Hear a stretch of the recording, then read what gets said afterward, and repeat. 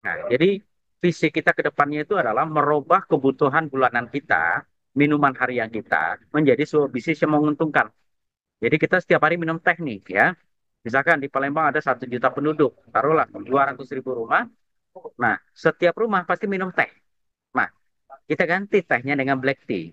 Nah, sekarang kita harus tahu dulu apa alasan kita kenapa kita harus minum black tea. Nah, ini akan kita bahas pada malam ini ya. Nah, black tea ini adalah merupakan salah satu dari 5 teh terbaik di dunia ya. Nah, sekarang Perin Black Tea itu adalah black tea yang disediakan oleh PT Perin, diambil dari produksi Indonesia. Karena terbaik itu adalah teh dari Jawa Barat. Dia, jadi tehnya itu adalah dari 3 pucuk teratas saja. Karena pucuk teh itu di bawah juga ada. Jadi diambil yang di atasnya saja. Nah, itu untuk black tea ya. Nah, proses pembuatan black tea itu spesial ya. Kenapa dikatakan black tea ya? Karena prosesnya itu setelah diambil dari 3 pucuk teratas, dia melewati proses yang namanya oksidasi enzimatik atau full fermentasi. Karena proses pembuatan itu ada dua ya. Pertama, yang non fermentasi, yang kedua adalah fermentasi. Bedanya apa? Kalau yang non fermentasi, dia hanya dilayukan, kemudian digiling, kemudian dikeringkan. Nah, seperti apa? Green tea atau teh hijau ya, atau white tea. Nah, kalau yang fermentasi, dia melalui proses oksidasi, dijemur, kemudian disimpan dalam beberapa hari, sehingga ada proses oksidasi dan enzimatik yang disebut dengan fermentasi ya, sehingga terbentuklah antioksidan yang terurai. Jadi ada antioksidan di dalam teh itu yang disebut dengan katekin. Ketika diproses dengan proses fermentasi, terbentuklah 2 komponen yang disebut dengan theoflavin dan theorubigin. Nah, itu ciri khas dari black tea ya. Kalau dia tidak difermentasi, dia tidak terbentuk ya. Nah, teh sendiri ada dua ya. Pertama varietas sinensis, yang kedua varietas asamika. Bedanya apa? Kalau varietas sinensis ini asam aminonya tinggi, polifenol atau antioksidannya rendah ya, lebih tinggi asam aminonya. Nah, ini. Nah, kalau yang varietas asamika, kandungan polifenolnya lebih tinggi ketimbang asam amino. Nah, inilah yang gambar yang agak besar yang di jari-jari ini, yang di lingkar merah ya. Nah, itulah varietas asamika dari daun teh ya. Dia tinggi polifenol. Nah, yang paling menarik, kenapa disebut black tea ya? Proses pembuatannya full fermentasi. Ini akan memperkuat efek antioksidan dari katekin. Katekin itu adalah bagian dari polifenol ya. Nah, sekarang ya, nah, ini direktur utama kita, CEO kita, Bapak Asbadi, sampai survei ya. Ini fotonya diambil ketika survei di kebun teh kita ya, yang dibuat menjadi black tea verin. Ada di Jawa Barat ya. Nah, prosesnya melewati proses pelayuan, kemudian penggilingan ya. Ketika proses penggilingan itulah terurai komponen-komponennya dan diurai lagi dengan proses full oksidasi dan enzimatik yang disebut dengan fermentasi, dan sehingga dia akan terurai lagi kandungan antioksidannya yang berbentuk katekin ya, berubah menjadi 2 komponen ya, yaitu theoflavin dan theorubigin ya. Nah, inilah ciri khas dari black tea ya. Nah, jadi kandungan theoflavin paling tinggi dan theorubigin paling tinggi ada pada black tea ya. Dia menepati persentase terbesar yaitu 6% dari berat kering. Nah, jadi katekin itu apa sih sebenarnya ya? Dia adalah sejenis polifenol yang terdapat pada tanaman, khususnya daun teh ya. Sifatnya apa? Sebagai antioksidan kuat. Nah, kalau tioflavin dan tiorubigin itu adalah komponen yang terbentuk dari fermentasi daun teh ya. Yaitu dia terurai dari katekin menjadi tioflavin dan tiorubigin. Nah, sekarang kita lihat dulu ya. Apa aja sih kandungan yang ada di dalam black tea? Kalau polifenolnya ada dua ya, yaitu katekin dan epikatekin ya. Nah, ini yang disebut dengan antioksidan ya. Nah, kandungan antioksidannya sangat tinggi. Bahkan katekinnya itu kenapa dikatakan sangat tinggi dan lebih soft di pencernaan? Kalau dia tidak melewati fermentasi, kadang-kadang kan ada yang mengatakan, Pak, ini tajam Pak di lambung, saya punya mah gak cocok ya. Nah, mungkin yang diminum adalah yang non fermentasi.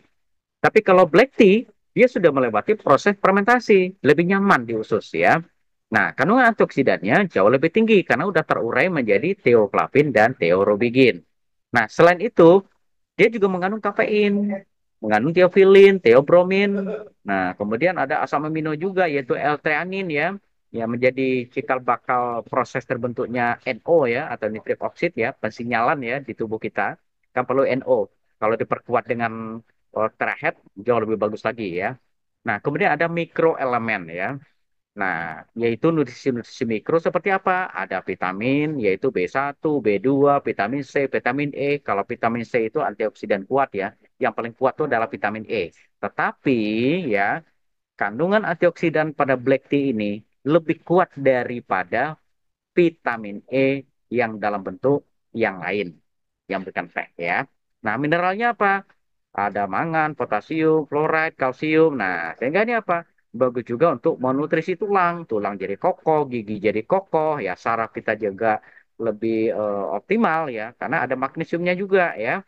Nah, magnesium itu kan untuk menghubungkan saraf-saraf. Nah, sekarang kita kembali ke prinsip dari black tea ya. Nah, ini nanti tinggal dibaca saja ya. Yang jelas apa? Untuk pencernaan dia lebih lembut ya. Kemudian di aliran darah dia membantu mengurangi lemak. Nanti kita bahas. Kemudian di tingkat saraf mengaktifkan saraf. Kemudian mengontrol gula darah ya. Karena kinerja dari tioflavin itu mirip-mirip insulin ya. Nah, rutin konsumsi black tea 4 sampai 6 cangkir sehari, maka terjadi peningkatan kinerja insulin sampai 10 kali lipat ya. Nah, termasuk untuk stabilitas enzim dan hormon, termasuk lelaki perkasa. Menarik nggak? Nah, sekarang kita lupakan dulu black tea. Kita bicara radikal bebas antioksidan ya. Kadang-kadang kita sepelekan ya antioksidan itu. Termasuk saya kadang-kadang itu ala antioksidan aja. Padahal itu penting Bapak Ibu ya. Dalam sebuah pertempuran ya, prajurit-prajurit tempur ya, infanteri di baris depan itulah yang paling menentukan dari kemenangan dalam sebuah pertempuran ya. Kemenangan Anda dalam kehidupan ini ya, ini ditentukan oleh kualitas antioksidan dan kuantitas atau jumlah dari antioksidan yang merupakan sistem pertahanan tubuh kita ya. Apa sih antioksidan itu?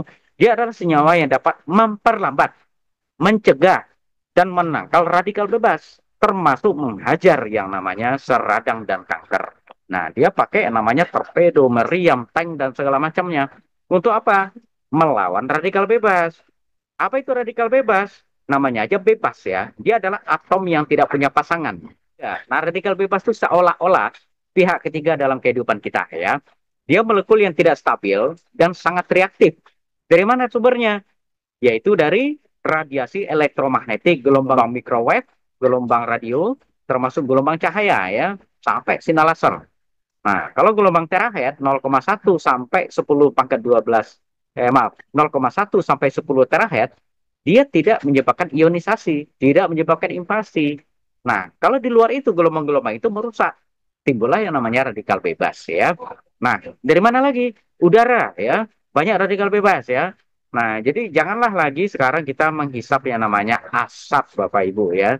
Nah, saya berpesan, benar-benar berpesan, janganlah dihisap itu radikal bebas ya, termasuk kimia-kimia, pewarna, pengawet ya, termasuk yang namanya radiasi-radiasi. Nah, itulah yang sumber-sumber dari radikal bebas tadi ya. Nah, jadi dia adalah molekul-molekul yang kekurangan satu elektron. Ya kayak orang itu kan hidupnya berpasangan. Nah, dia nggak punya pasangan, Bapak Ibu ya. Maka dia tangkaplah pasangan-pasangan, dia mencari pasangan. Nah, mitokondria kita, sel kita dia rusak. Sehingga pabrik energi kita itu terganggu. DNA kita dia rusak. Maka terjadilah perubahan dari transkrip DNA. Jadi sel itu yang membelah satu jadi dua, dua jadi empat, empat jadi delapan itu berubah. Dia berubah menjadi sel tumor, jadi sel kanker ya. Karena apa? Udah kacau sistemnya ya. Karena apa? Radikal bebas tadi. Nah, jadi yang paling sederhana apa? Radang, Bapak Ibu ya. Panas berlebihan ya. Nah, pertama apa? Panas dari menghisap rokok, asap rokok ya. Nah, benar-benar kita lihat. Tetapi walaupun Bapak Ibu nggak perokok ya, mana ada sih udara yang bebas dari polusi saat ini ya, kecuali di hutan ya, yang tidak ada kendaraan ya. Asap knalpot itu radiasinya, maaf, itu radikal bebasnya tinggi. Nah, ini yang kita hisap selama ini ya, masuk ke dalam badan, maka yang terjadi apa? Nah, kita bertempur pakai pisau. Tetapi radikal bebas itu pakai meriam ya, kalah lah kita. Nah, yang perlu kita lakukan apa? Perkuat sistem pertahanan kita. perbanyak antioksidan di dalam tubuh kita. Hajar itu radikal bebas ya. Sehingga apa? Kalau kita menjadi sehat, tidak terganggu. Dia bisa membelah dengan normal. Kemudian dia tidak terganggu skema-skema dari sistem-sistem transkrip-transkrip dari saraf di situ. Nah, sampai di sini mungkin bisa dipahami ya. Jadi antioksidan itu sangat-sangat penting Bapak Ibu ya, sangat-sangat penting ya bagi manusia yang masih hidup ya. Kalau udah nggak hidup nggak perlu lagi ya. Nggak ada gunanya merawat radikal bebas ya. Perbanyak prajurit pertahanan tubuh kita yaitu antioksidan sehingga sel kita sehat. Jadi kalau mau sehat, rawatlah sel kita ya. Konsumsilah yang mengandung antioksidan tinggi dari buah-buahan, sayur-sayuran ya. Kemudian dekatkanlah dengan gelombang 0,1 sampai 10 terahertz. Nah, sekarang kembali ke antioksidan ya, yaitu katekin ya, katekin pada teh ya. Pada black tea, katekinnya dia dirubah menjadi teoflavin dan teorobigin melalui proses fermentasi. Nah, ini selling point pertama, yang utama ya. Antioksidan apa? Baik teoflavin maupun teorobigin memiliki sifat antioksidan kuat. Jadi prajurit tempur Bapak Ibu meningkat di sini ya. Dan akan melindungi tubuh dari kerusakan akibat si faktor pihak ketiga tadi yaitu radikal bebas ya. Anti radang atau anti inflamasi. Dia mengurangi peradangan di dalam tubuh. Sudah terjadi proses peradangan, dia kurangi efek peradangannya dan mencegah penyakit seperti apa? Radang sendi, diabetes ya dan penyakit jantung. Nah, kemudian apa? Anti kanker. Ini ada risetnya. Black tea sudah dirisetkan di dunia, ya. Ada jurnalnya, banyak ya. Nah, potensi sebagai agen anti kanker dengan kemampuan menghambat pertumbuhan sel kanker dan menghajar sel kanker itu sendiri. Yaitu dengan cara apa? Menginduksi sifat apoptosis atau sifat bunuh diri dari sel kanker, ya.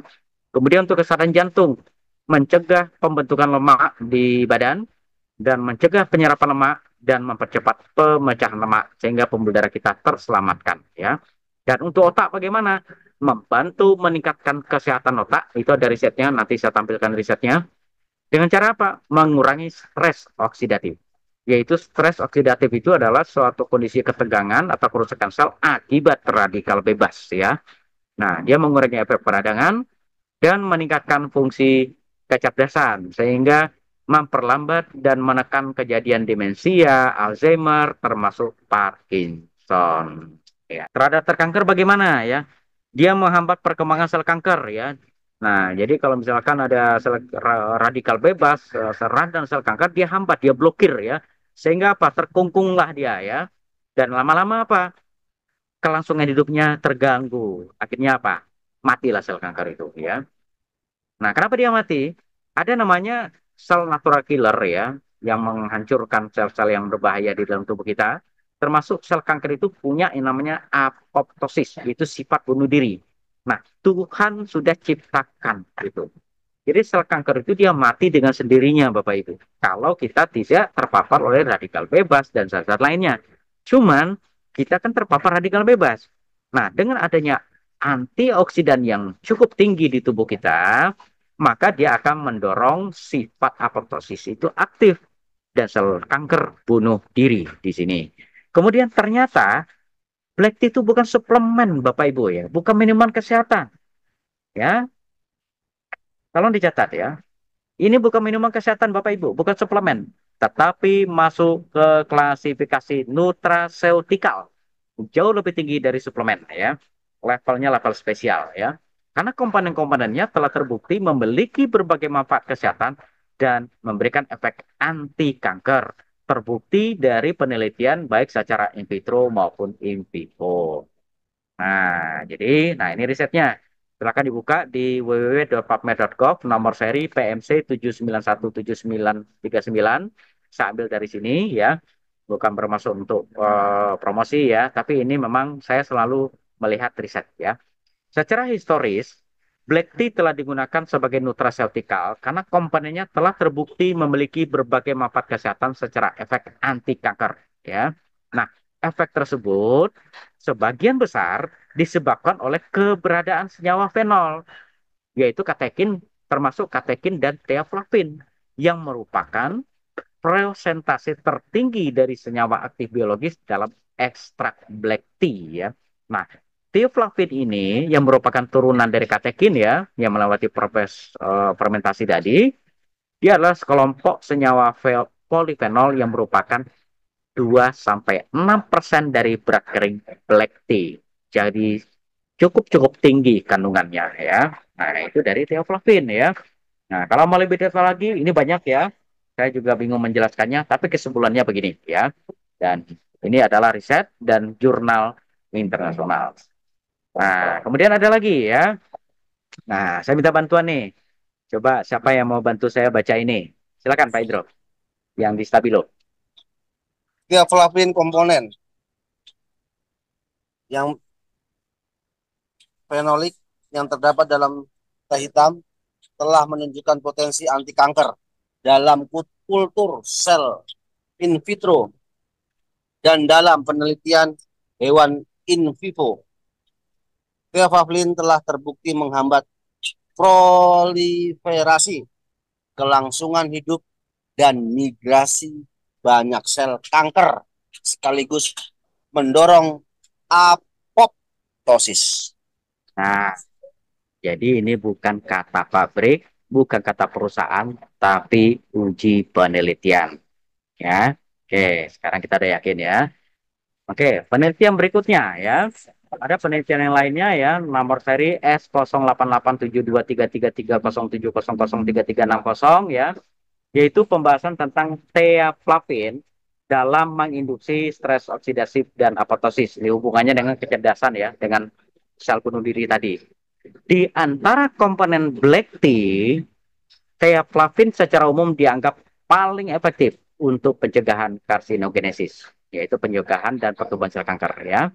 Nah, baik teh hitam maupun teh hijau sebenarnya ya juga memberikan manfaat kesehatan. Nah, sama-sama dari tanaman kamiosinensis tapi dari varietas yang berbeda ya. Nah, kalau black tea di sini lebih terfokus kepada theaflavinnya. Ternyata ya, theaflavin di dalam teh hitam menghambat aktivitas ya proses-proses pembelahan dari sel kanker. Dia menginduksi sifat bunuh diri dari sel kanker ya, termasuk sel tumor. Nah, jadi tidak satu kemungkinan ya kalau kita rutinkan black tea ini ya, kita bisa terhindar dari yang namanya efek-efek dari radikal bebas tadi ya. Nah, daripada kita konsumsi minuman-minuman yang kandungan antioksidannya rendah ya. Nah, sekarang diabetes. Kandungan tiaflavin yang lebih tinggi, sekali lagi, tiaflavin ya, dapat menekan penyerapan lemak, sekali lagi, menekan penyerapan lemak dan gula kompleks, sehingga dapat menghambat penambahan berat badan. Nah, ini menarik ini ya. Nah, kemudian di bawah ada tulisan, rutinkan konsumsi 3 sampai 6 cangkir sehari akan meningkatkan kinerja insulin sampai 10 kali. Kita lihat risetnya. Ya, manfaat ketika kita dalam kondisi gula darah tinggi atau diabetes ya. Dr. Graham Rena bersama tim dari Scottish Crops Research Institute menemukan bahwa senyawa dari teh hitam yaitu theaflavin dan theorubicin. Nah, ini kan sumbernya dari mana tadi? Fermentasi dari black tea, yaitu turunan dari katekin ya. Dia kerjanya apa? Dia berfungsi seperti insulin. Jadi nggak heran kalau rutin konsumsi sampai 5 gelas sampai sesering kita konsumsi ya, gula darah kita akhirnya stabil ya. Nah, tapi kita tidak bisa bilang ini obat ya, karena dia bukan obat, dia nutraceutikal ya, dalam bentuk minuman dan sifatnya bukan minuman kesehatan lagi, bukan suplemen lagi, tapi levelnya sudah nutraceutikal. Apa itu nutraceutikal? Silahkan tulis di Google atau di AI nanti. Nutraceutikal itu apa ya? Nah, kemudian diberitakan di BBC ya, di Skotlandia juga diteliti ya, ada sejenis senyawa yang terkandung di dalam black tea yang memiliki potensi besar mengatasi penyakit diabetes tipe 2, yaitu diabetes yang paling banyak diderita saat ini. Nah, berdasarkan penelitian tersebut, apa kinerjanya? Dia kinerjanya mirip-mirip seperti insulin. Nah, di Universitas Dundee, di bawah penelitian kepemimpinan Dr. Graham Rena, terbuktilah bahwa ternyata di sini apa? Yaitu tiaflavin dan tirobikin tadi. Itu kinerja dari komponen dari black tea ya. 3 sampai 6 cangkir sehari.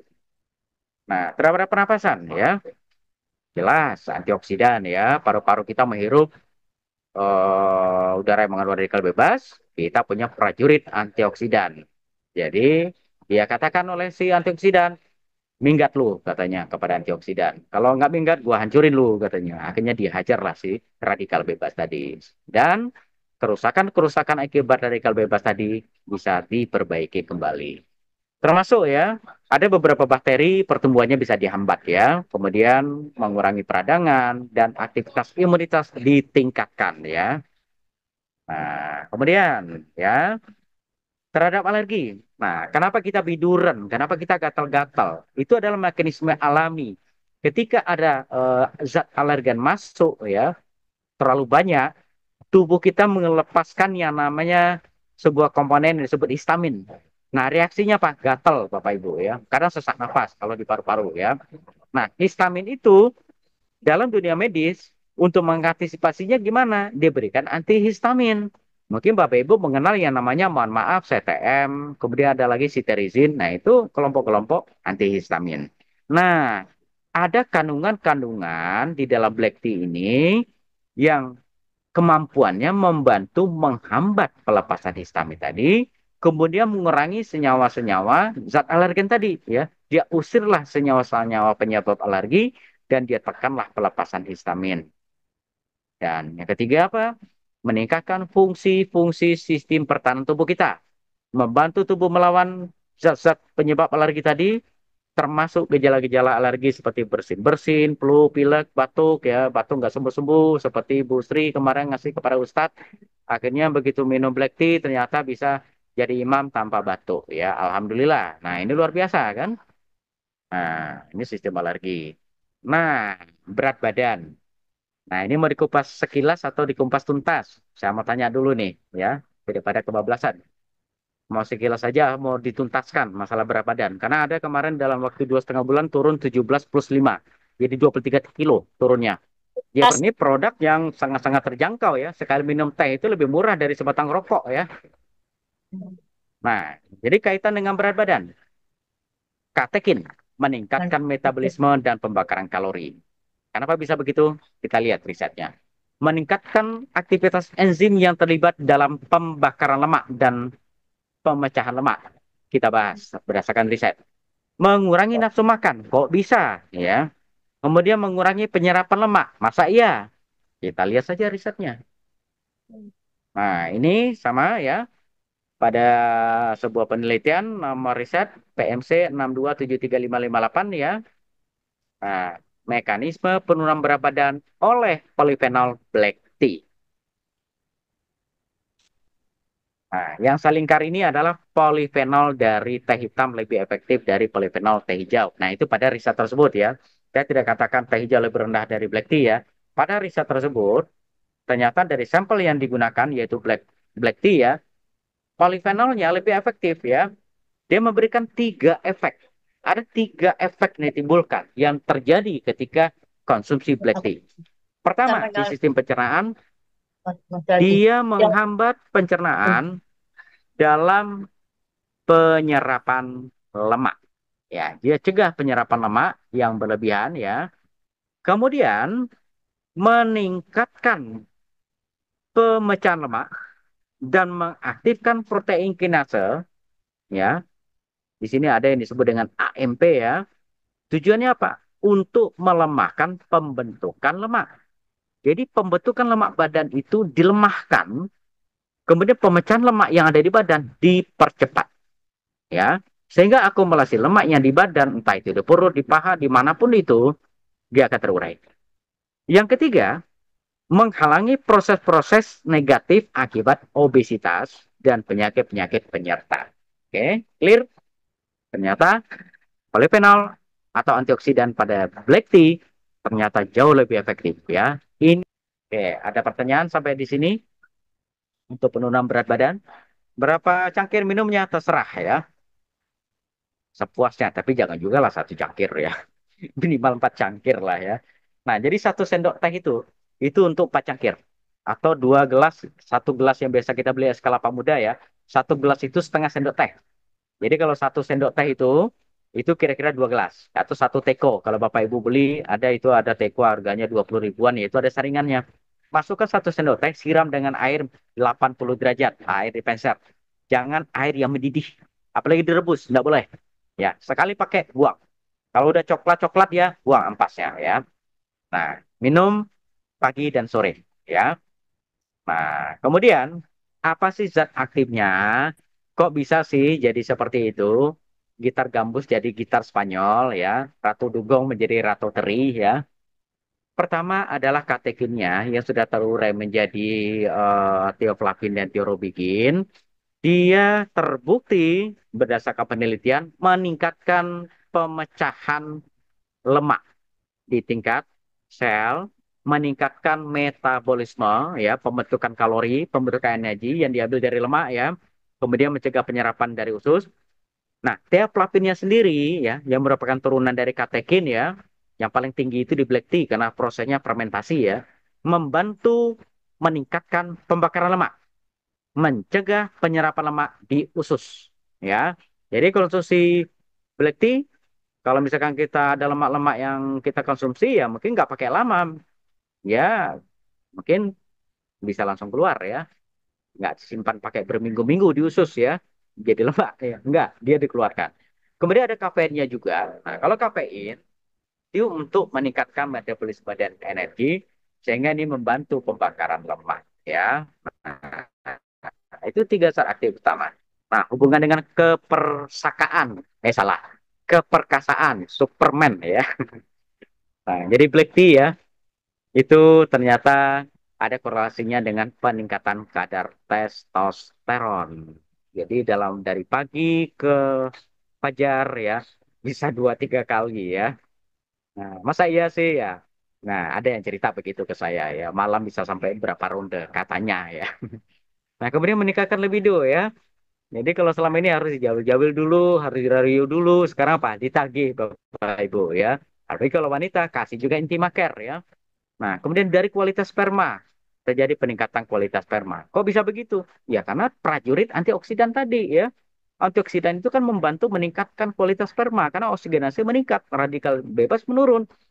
Jadi Bapak Ibu ya, khususnya Bapak-bapak ya, laki-laki khususnya ya, bukan mencari produk-produk yang memacu detak jantung kalau ingin jadi lelaki perkasa. Itu nyiksa jantung.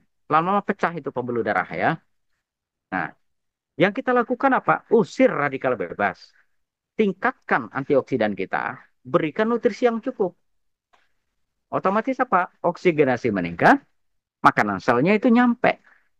Nah, bila perlu ya, aktifkan gelombang-gelombang tubuh kita dengan di frekuensi 0,1 sampai 10 terakhir. Nah, kandungan antioksidan yang sangat tinggi, ya, yaitu theoflavin pada black tea ini membantu meningkatkan kualitas sperma, ya. Di samping kita konsumsi protein juga ya, dan meningkatkan kemungkinan kehamilan, ya. Kalau wanita, memang kalau ada masalah ya dengan rahim atau organ intim, konsumsi Intimaker. 3 butir pagi, 3 butir malam, ya, pagi dan sore ya. Nah, kemudian untuk otot, kenapa meningkatkan kekuatan otot? Karena dia meningkatkan metabolisme di tingkat sel. Karena apa? Si pihak ketiga tadi udah diusir ya, udah diredam, udah dihajar oleh antioksidan. Radikal bebasnya itu lama-lama hancur ya, sel kanker pun hancur. Sehingga produksi energi di tingkat sel meningkat dan otot kita menjadi kokoh ya, dan bantu meningkatkan kejantanan.